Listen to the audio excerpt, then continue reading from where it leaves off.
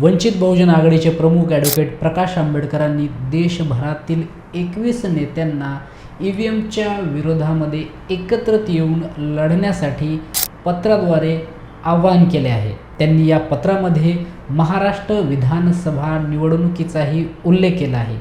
20 November 2024 रोजी महाराष्ट्र विधानसभा निवडणुकीचे मतदान झाले, तेव्हा 5 वाजेपर्यंत मतांची टक्केवारी ही 58.22 एवढी होती।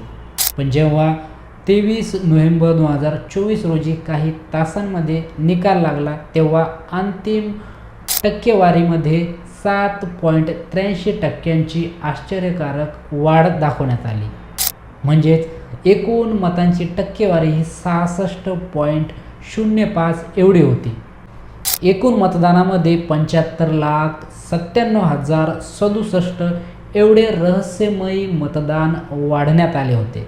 या विरुद्ध ॲडव्होकेट प्रकाश आंबेडकरांनी महाराष्ट्राच्या निवडणूक आयोगाला पत्राद्वारे 5 ते 6 दरम्यान किती मतदान झाले, या मतदानाची आकडेवारी किती आहे, किती लोक रांगेत होते, त्यांना किती टोकन देण्यात आले, याबद्दलच्या आकडेवारींची माहिती ही निवडणूक आयोगाला विचारली, पण निवडणूक आयोगाकडून याबद्दलचे उत्तर आले नाही।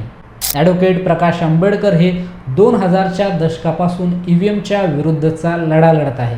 ते वारंवार EVM विरुद्ध एकत्र येण्याचे आवाहनही करत आहे। 17 मार्च 2024 रोजी भारत जोडो न्याय यात्रेची मुंबईमधील सभेमध्ये त्यांनी सर्व राजकीय पक्षांनी EVM विरुद्ध एकत्रित येऊन लढा लढला पाहिजे, EVM विरुद्धची चिंता त्यांनी या भाषणामध्ये व्यक्त केली होती।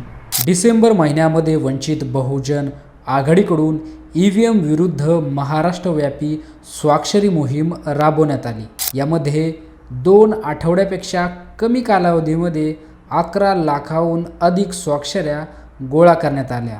त्याचबरोबर या पत्रामध्ये त्यांनी म्हटले आहे की मला ठाम विश्वास आहे की EVM विरुद्धचा लढा लढायचा असेल, निवडणुका ह्या पारदर्शक करायच्या असतील तर सर्व राजकीय पक्षांनी हे एकत्रित येऊन हा लढा लढला पाहिजे, असे त्यांनी या पत्रामध्ये म्हटले आहे। 21 राजकीय पक्ष आणि त्यांच्या नेत्यांना एकत्रित येऊन EVMच्या विरोधात देशभरामध्ये लढण्याचे आवाहन त्यांनी या पत्राद्वारे केले आहे।